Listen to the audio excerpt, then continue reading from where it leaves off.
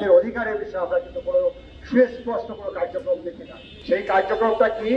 সেটি হলো 17ই ফেব্রুয়ারি মন্ত্রিসভা গঠনের পরে 18ই ফেব্রুয়ারি মাননীয় বাণিজ্য মন্ত্রী মহোদয় যখন সচিবালয় সাংবাদিকদের বলেন যে রোজায় দ্রব্যমূল্যের কোনো অভাব নেই, দ্রব্যমূল্য বৃদ্ধি পাবে না, এই বক্তব্য আর আজকের প্রেক্ষাপট যখন মেলে না, তখনই আমাদের মনে প্রশ্ন জাগে এই সরকার কি সেই ব্যবসায়ীদের পকেটের সরকার কিনা। মাননীয় প্রধানমন্ত্রী তারেক রহমান সেই 17 বছরের পরে আরো 1.5 বছর ইন্টারিমের পরে সরকার গঠন করেছে পপুলার ভোটে।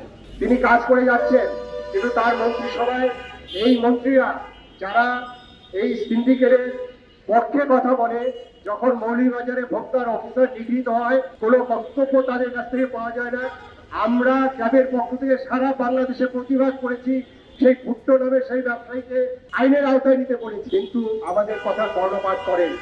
আমি স্পষ্ট সরকারকে জানাতে চাই, এই যে কর্ণপাত করে না, এই যে ব্যবসায়ীদের সাথে আপনার যে তাদের গোপন যদি কোনো বই আঘাত থাকে, আমি নিশ্চিতভাবে বলতে পারি বিগত সরকার যেমন এই ব্যবসায়ীদের কারণে দেশ ত্যাগ করতে হয়েছে, এই সরকারের জন্য কিন্তু সেরকম কোনো ঘটনা ঘটার কিন্তু সম্ভাবনা রয়েছে। এই ভোক্তা অধিকার দিবস সেখানে সরকারিভাবে পালন করছে না, আমরা নিজেরা সারা দেশে আজকে যেমন আমরা প্রেস ক্লাবে জাতীয়ভাবে করছি, একইভাবে আমাদের 64টা জেলায় প্রোগ্রাম হচ্ছে, আমাদের উপজেলাগুলোতে হচ্ছে।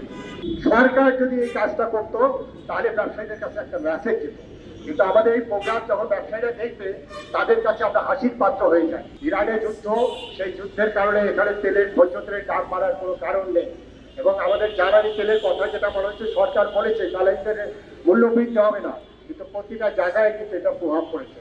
দ্রব্যমূল্য থেকে শুরু করে পরিবহনের টিকিট থেকে সমস্ত জায়গায় এই অসাধু ব্যবসায়ীরা তারা মূলত কি করে, তারা একটা অজুহাত অপেক্ষায় থাকে।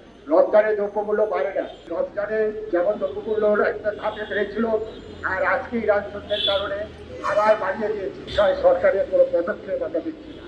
আমরা আজকে এই অনুষ্ঠানের মাধ্যমে, এই প্রতিবাদ সভার মাধ্যমে আমি সরকারকে জানাতে চাই আমরা আপনাদের পাশে আছি, আপনাদেরকে আমরা নিয়েই কাজ করব। কিন্তু এটি যদি দেখা যায় এই এক মাসে কোনো রকম সরকারের পক্ষ থেকে ওই ব্যবসায়ীদের বিরুদ্ধে কোনো ব্যবস্থা নেওয়া হয় না, সিলিন্ডার গ্যাস আপনার রেশনিং করে 1000 টাকা বেশি দামে বিক্রি হয়, আমাদের প্রতিটা পণ্য যখন এরকম সিন্ডিকেট করে সাপ্লাই থেকে নিয়ন্ত্রণ করে যখন বিক্রি হয়, তখন কোনো আইনগত পদক্ষেপ যখন না নেওয়া হয়, তখন আমরা ভোক্তাদের সংগঠিত করে, নাগরিকদের সংগঠিত করে আপনাদেরকে নিয়েই আমরা সরকারের এটা দেখিয়ে দেবো যে সরকার এখানে ব্যবসায়ীদের সাথে সিন্ডিকেট সেটা ভাঙার জন্য আমরা বাধ্য করবো।